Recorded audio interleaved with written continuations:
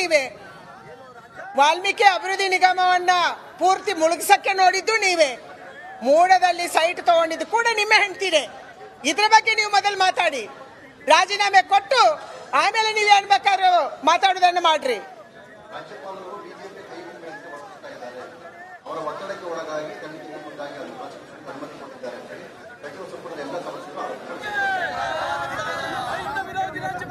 ರಾಜ್ಯಪಾಲರು ಕಾನೂನಂತೆ ಕ್ರಮ ಕೈಗೊಳ್ಳುವಂತವರು. ಕಾನೂನಿದೆ, ಈ ನೆಲದ ಕಾನೂನಿದೆ.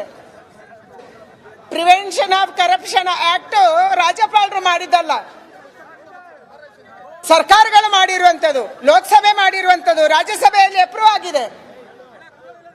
ಇದರ ಆಧಾರದಲ್ಲಿ ವರದಿಯನ್ನು ತರಿಸಿಕೊಂಡು ತಜ್ಞರ ಜೊತೆ ಚರ್ಚೆ ಮಾಡಿ ಯಾವ ಕೇಸನ್ನ ಅಬ್ರಾಹಂ ಅವರು, ಪ್ರವೀಣ್ ಅವರು, ಸ್ನೇಹಮಯ ಕೃಷ್ಣ ಅವರು ಕೊಟ್ಟಿದ್ದಾರ ಅದರ ಆಧಾರದಲ್ಲಿ ಕ್ರಮವನ್ನು ಕೈಗೊಂಡಿದ್ದಾರೆ.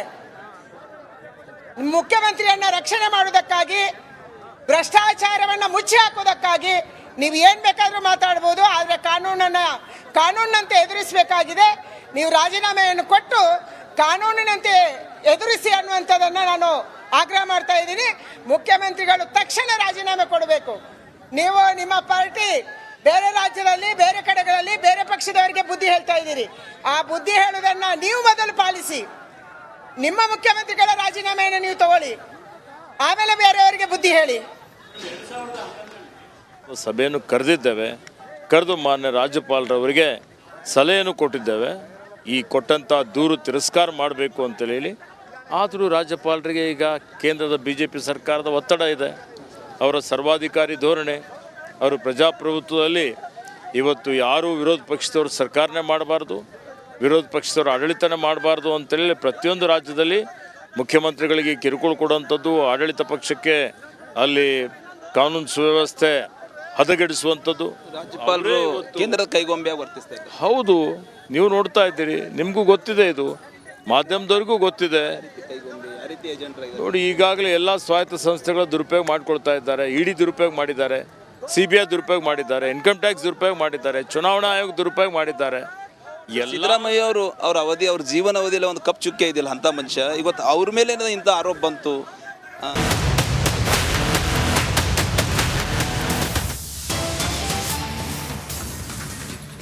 CM ನಿವಾಸಕ್ಕೆ ಅಭಿಮಾನಿಗಳ ದಂಡು ಆಗಮಿಸ್ತಾ ಇದೆ. ಬಹುಶಃ ರಾಜ್ಯಾದ್ಯಂತ ಇದೊಂದು ರೀತಿಯಲ್ಲಿ ಸಂಚಲನ, ಅಲ್ಲೋಲ ಕಲ್ಲೋಲ ಉಂಟು ಮಾಡುವಂಥ ಎಲ್ಲ ಸಾಧ್ಯತೆಗಳಿದೆ. ಎಲ್ಲ ಕಡೆ ಕೂಡ ಕಾಂಗ್ರೆಸ್ ಪ್ರೊಟೆಸ್ಟ್ಗೆ ಕರೆ ಕೊಟ್ಟಿರುವ ಕಾರಣಕ್ಕಾಗಿ ಇದೊಂದು ವಿಕೋಪದ ಹಂತಕ್ಕೆ ಹೋಗುವ ಸಾಧ್ಯತೆಗಳು ಕೂಡ ಇಲ್ಲದಿಲ್ಲ.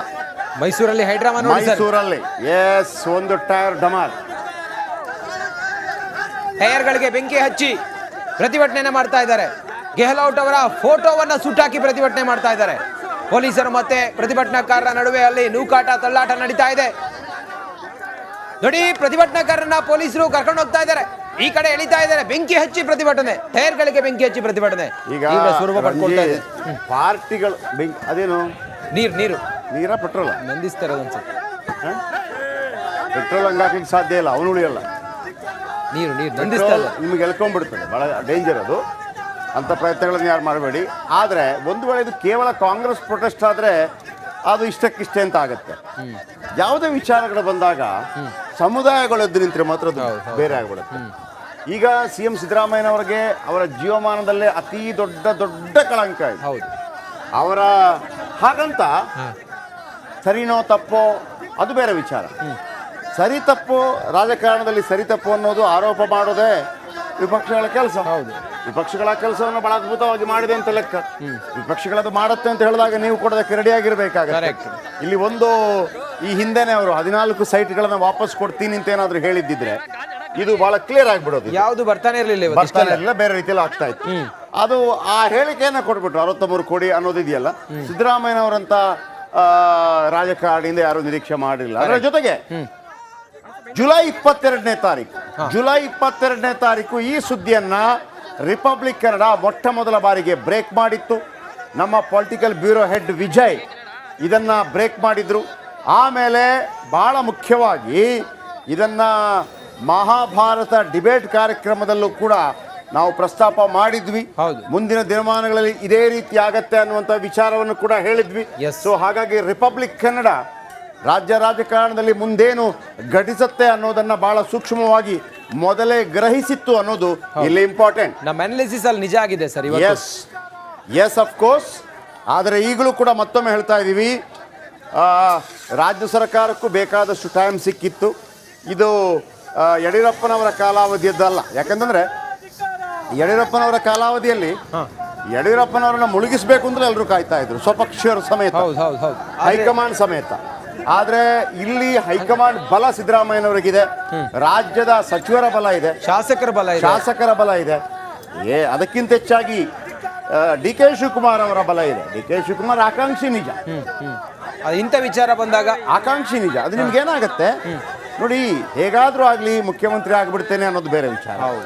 ಆದ್ರೆ ಇಲ್ಲ, ನಾನು ಬಹಳಷ್ಟು ವರ್ಷಗಳ ಕಾಲ ರಾಜಕೀಯ ಮಾಡಬೇಕು ಅಂತ ಡಿಸೈಡ್ ಮಾಡೋರು ಒಟ್ಟಾರೆ ನನಗೆ ಸಿಕ್ಕರೆ ಸಾಕು ಅನ್ನೋದನ್ನ ತೆಗೆದುಕೊಳ್ಳೋದಿಲ್ಲ. ಫಾರ್ ಎಕ್ಸಾಂಪಲ್, ಯಡಿಯೂರಪ್ಪನವ್ರು ಕೆಳಗಿಳಿದಾಗ ಯಾರಿಗೆ ಸಿಕ್ಕಿದ್ರು ಓಕೆ.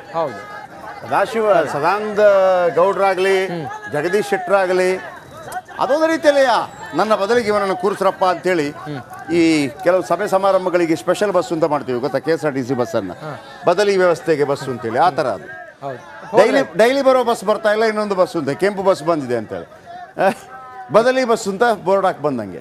ಆದರೆ ನಿರಂತರವಾಗಿ ಓಡಬೇಕಾದವರು ಆ ಥರದ ರಾಜಕೀಯಕ್ಕೆ ಹೋಗೋದಿಲ್ಲ ಅಂತ. ಹೋದ್ರೂ ಕೂಡ ಅದೊಂಥರ ಮೈನಸ್ ಆಗುತ್ತೆ. ಕಿತ್ಕೊಂಡು ಏನೋ ಮಾಡಿದ್ರು ಹಂಗೆ ಬರುತ್ತೆ ಅದು. ನಾನು ಹೇಳಿದ್ನಲ್ವಾ, ದೇವರಾಜ ಅರಸು ಅವರ ವಿಚಾರವಾಗಿ the greatest leader of Karnataka, rowdyism ತಂದಿದ್ದು ನೀವೇ ಅಂತ ಅವರ ಮೇಲೆ ಇದ್ದೇ ಇದೆ. ಅವ್ರು ಎಷ್ಟೋ ಒಳ್ಳೆ ಕೆಲಸ ಮಾಡಿದ್ರು ಕೂಡ ಬಂದೇ ಇದೆ. ಆಮೇಲೆ 1980ರ ದಶಕದಲ್ಲಿ ರೌಡಿಸಮ್ ಯಾವ ರೀತಿ ಹೋಗಿತ್ತು ಅಂದ್ರೆ ಎನ್ಕೌಂಟರ್ ಮಾಡಿ ಕೊಲ್ಲಬೇಕಾಯ್ತು ರೌಡಿಗಳನ್ನು. ಆಮೇಲೆ ಅದಕ್ಕಾಗಿ ಕ್ಯಾಬಿನೆಟ್ ಏನು ವಿಧಾನಸಭೆಯಲ್ಲಿ ಮಾತಾಡಬೇಕಾಯ್ತು ರಾಮಕೃಷ್ಣ ಅವರ ಕಾಲಾವಧಿಯಲ್ಲಿ, ರಾಮಕೃಷ್ಣ ಹೆಗಡೆ ಅವರ ಕಾಲಾವಧಿಯಲ್ಲಿ. ಮತ್ತೆ ಅದು ನಿಂತೋಯ್ತು, ರೌಡಿಸಮ್ ನಿಂತೋಯ್ತು.